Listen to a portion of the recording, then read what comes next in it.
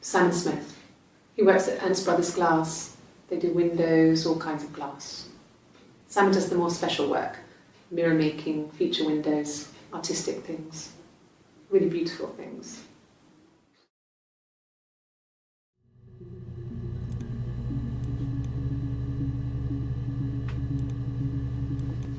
It's the Rockington Arms, The Rock.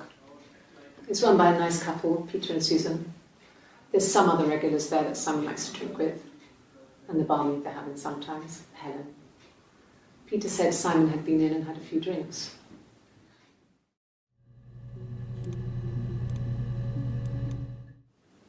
Yes, there's an Amstrad one. No one uses it for very much. There's a printer so you can write letters on it. Simon sometimes plays games, climb the tower, save the princess, that kind of thing.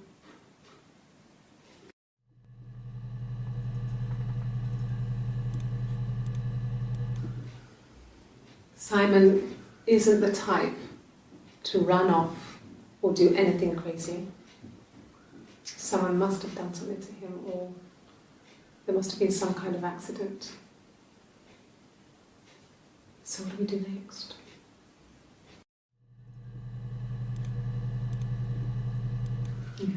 Thanks. Please find Simon. I love him so much.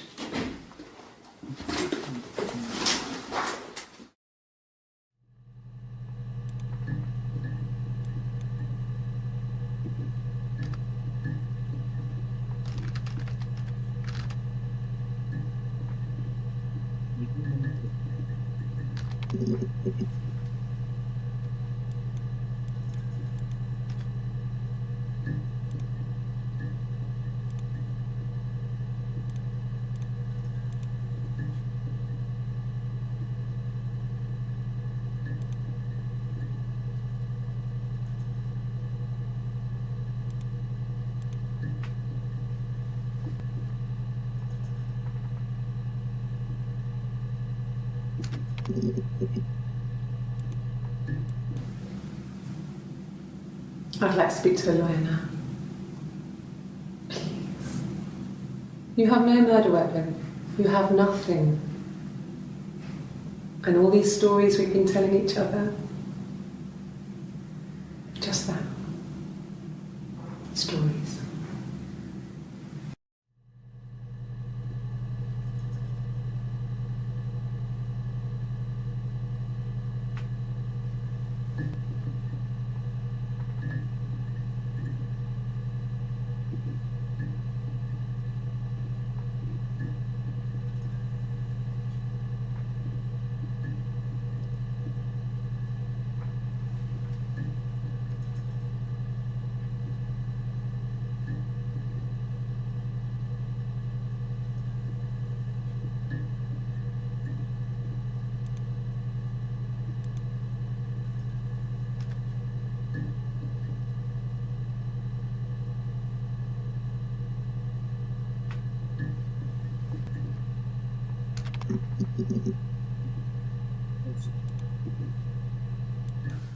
These married couple stuff, a stupid argument, nothing specific.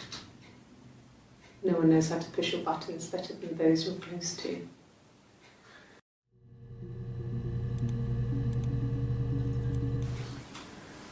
When you've been married for 10 years, stuff accumulates. We could argue about anything, and he's so nice. That doesn't help. He tries to smooth things over, and that just makes it worse. We're both passive-aggressive, so we never normally argue directly about anything.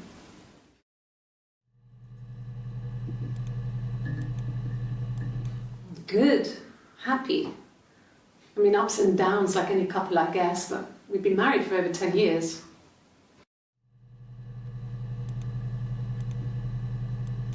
So, our sex life is probably fairly average for a couple after 10 years of marriage.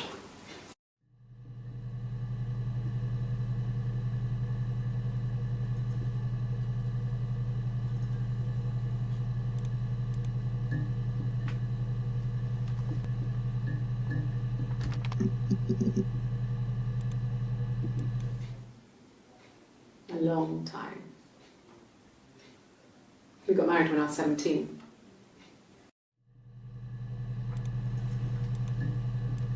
Childhood sweethearts. Something like that. Are you married, detective?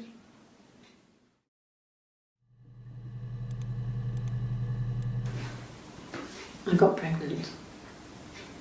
Both our parents had a big powwow. We weren't even in the room. And they decided we should get married.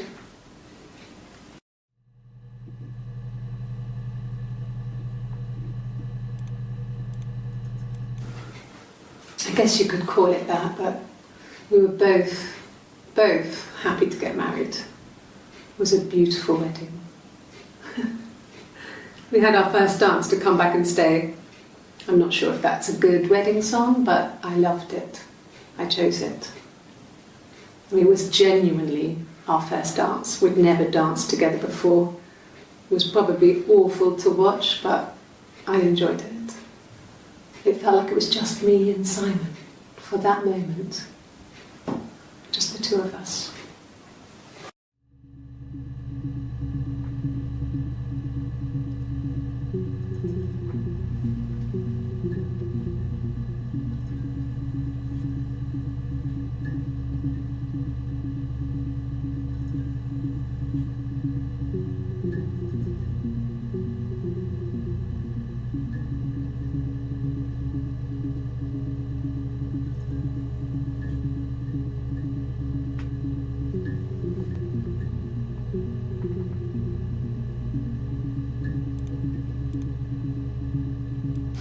We spent the wedding night in a hotel in Brighton. It would have been too much to do more. We were saving for the baby. It was wonderful to be in a hotel, away from home, just alone together. Since then, we've always tried to get away for our holiday.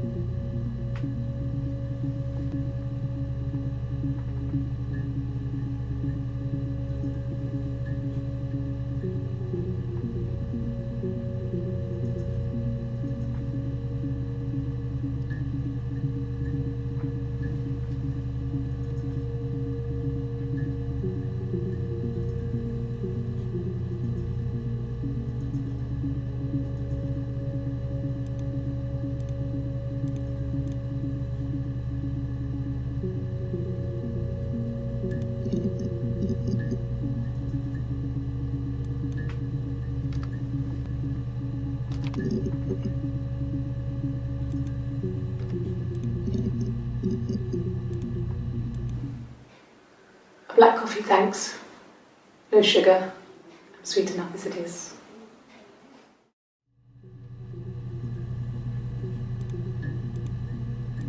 My name is Hannah. H-A-N-N-A-H. It's palindrome. It reads the same backwards as forwards. It doesn't work if you mirror it though. It's not quite symmetrical, but well, I mean, you get the idea. Sorry. Hannah Smith. I live at 31 Gladstone Street.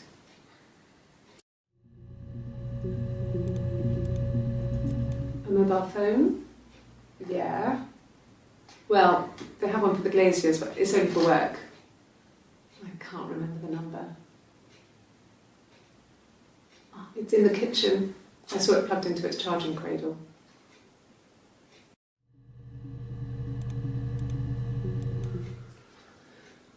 Simon is 6 foot, darkish blonde hair, average build. He's clean shaven.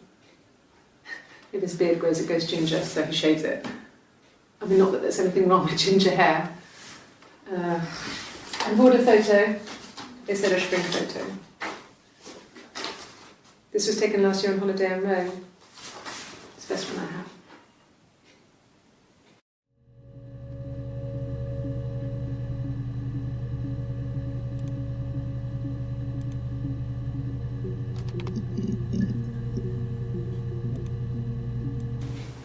I haven't been into work. I guess I've just been waiting to hear from you, hear from my husband.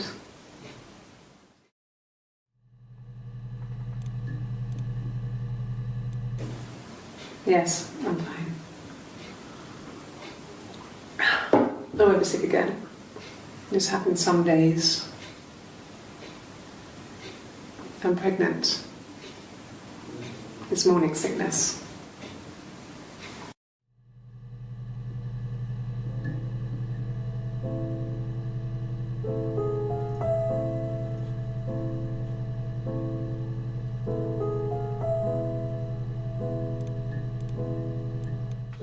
When you suspect someone of murdering their husband.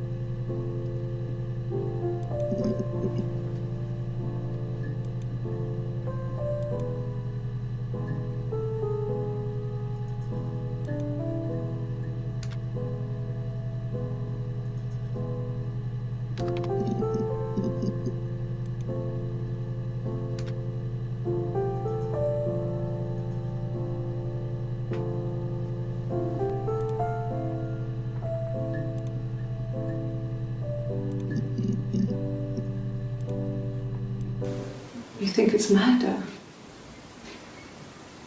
Clearly it's murder. What can I do to help?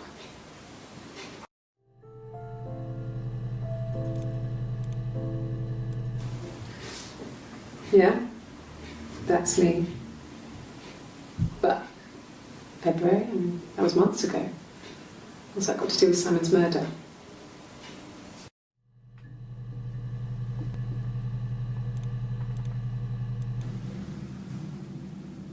I'd like to speak to a lawyer now. Please. You have no murder weapon. You have nothing.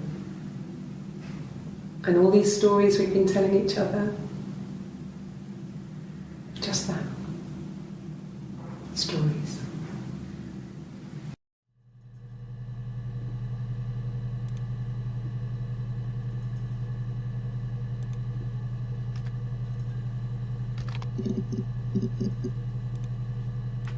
Really?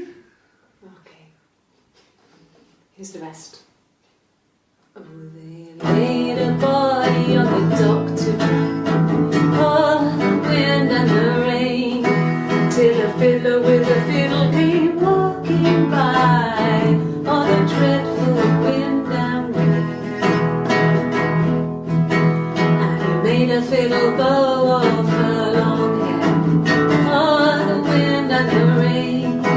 Yes, he made a fiddle bow of her long blonde hair. Oh, the dreadful wind and rain. And he made fiddle pegs of her finger bows. Oh, the wind and the rain. Yes, he made fiddle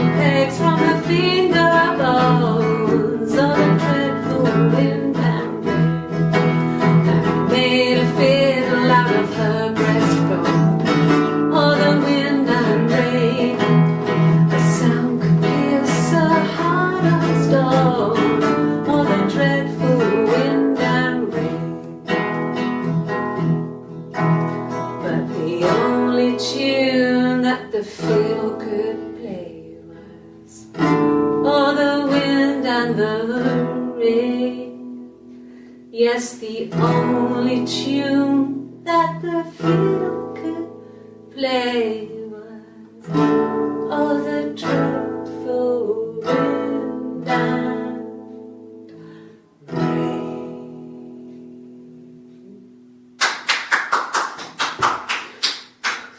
Anything you sing may be used as evidence against you.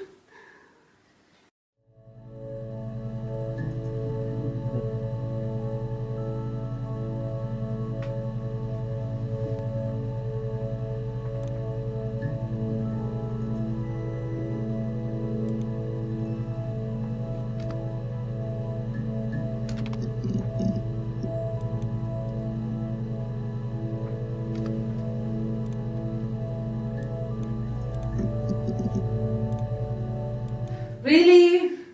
Okay.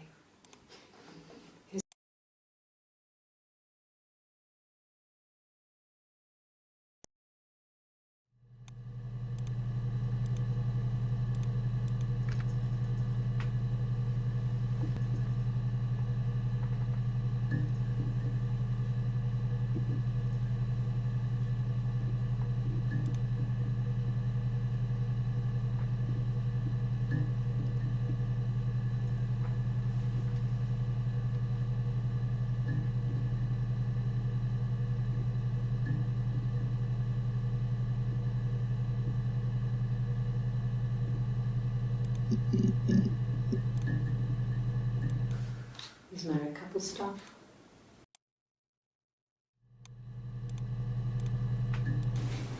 I haven't been into work.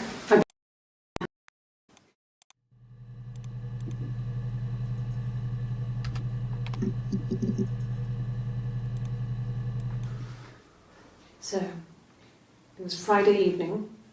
We had an argument. He left. On Saturday, he didn't come back. I waited all day. He was supposed to go help Eric out with something on the Saturday afternoon. They had a job, but he didn't show. So Eric was ringing on the phone. I checked at the Rock, that's our local. They said they'd seen him on the Friday night, but not since. He still wasn't back this morning. It just isn't like him at all. Still not back by dinner time. It's getting dark again. So I decided to come and see you. His parents haven't heard anything either.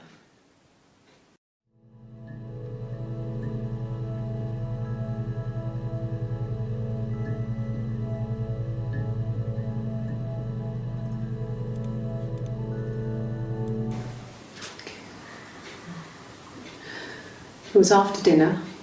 I'd spoken to Sam's parents on the phone. I looked up for an early night and I suddenly had this thought. I think it was something his mum had said.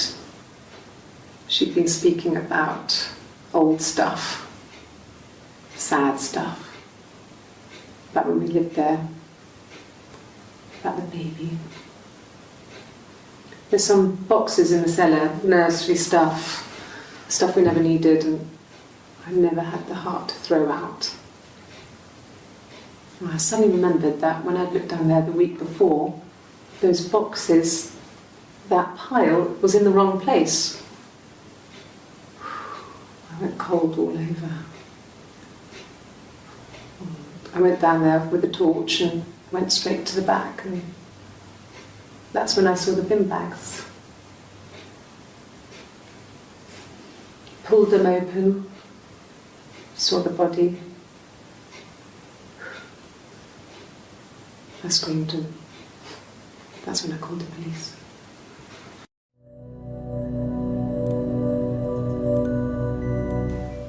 Okay.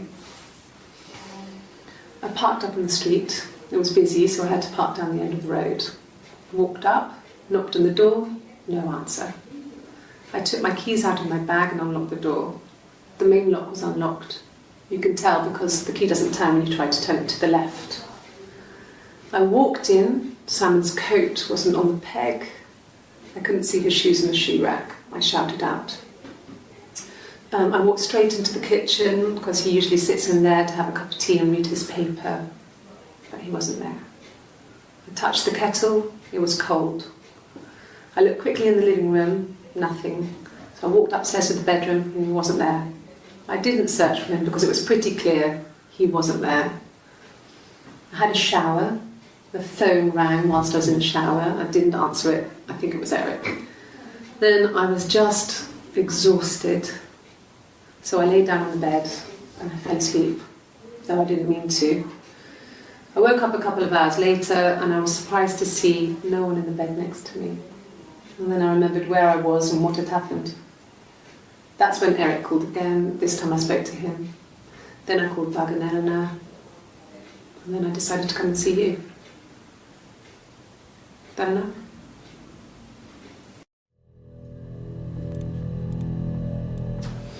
A police station. Yeah. When I was young, we ran away on my birthday. Bob Dylan was playing in London and we thought we could break into his tour bus and have him take us with him. The taxi driver we paid to drop us off, I mean, we'd saved money, pinched a bit here and there to pay for the fare. He was suspicious because we were so young, so he told the police. So they came and picked us up and took me back to Portsmouth. My mum picked me up from the station. But I blamed everything on my friend Eve, so my parents let me off.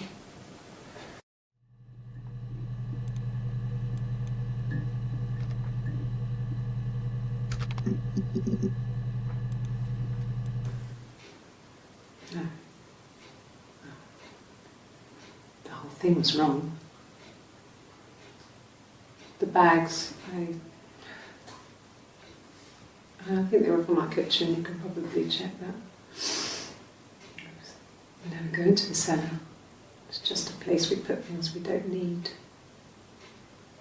Dad used to grow mushrooms there. The bags were taped up. I think it was parcel tape, but I think it was ours.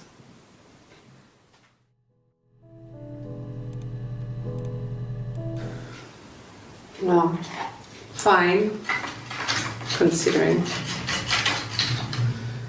I got back into the house today, and that was weird, knowing your people have been there through my things.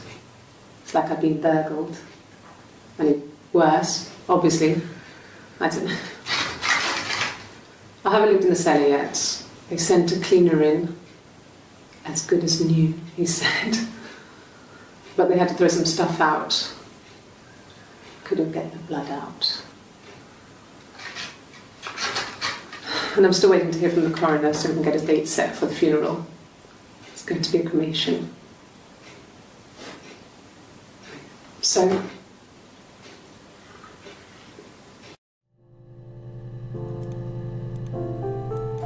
it happened very quickly. We hardly had to talk to each other. We agreed almost silently. The baby was what mattered. We'd help each other. We cleaned up. We bagged up the broken mirror, her clothes. They're gone. We took him down to the cellar. We knew we had an alibi, and we wanted the body to be found later. We wanted to have suspicion on us, so we could then disprove it, rather than have it linger.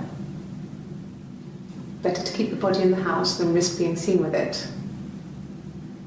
The watch, that was my touch, to make sure the alibi stuck.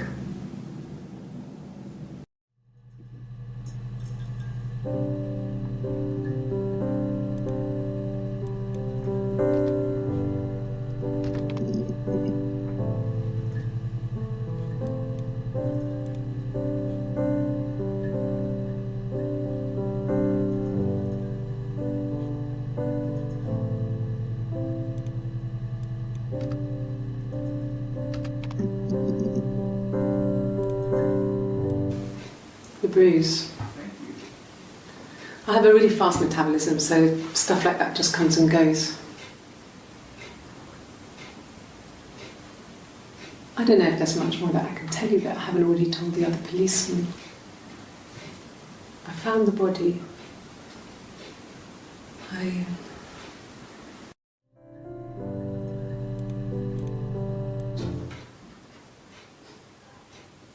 his body didn't look real. And his throat. It looked like his throat had been cut.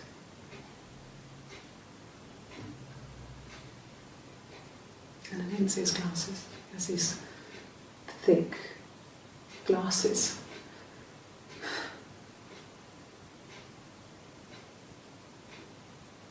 It doesn't always wear.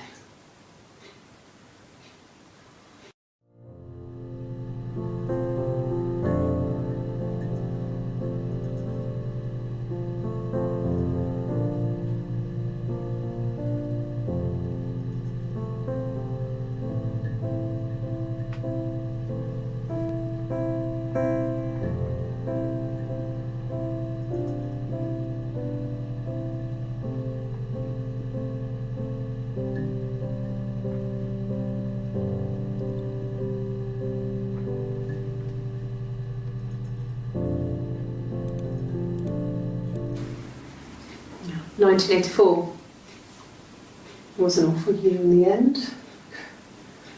We were living at Doug and Eleanor's. I lost the baby at the end of spring and my parents died in the summer. It was a hot summer, a heat wave. So when they discovered the bodies, it was just awful. Because of the circumstances, them dying together like that, they brought in a lot of police. The forensic entomologist. I had to look that up. It was because of the heat.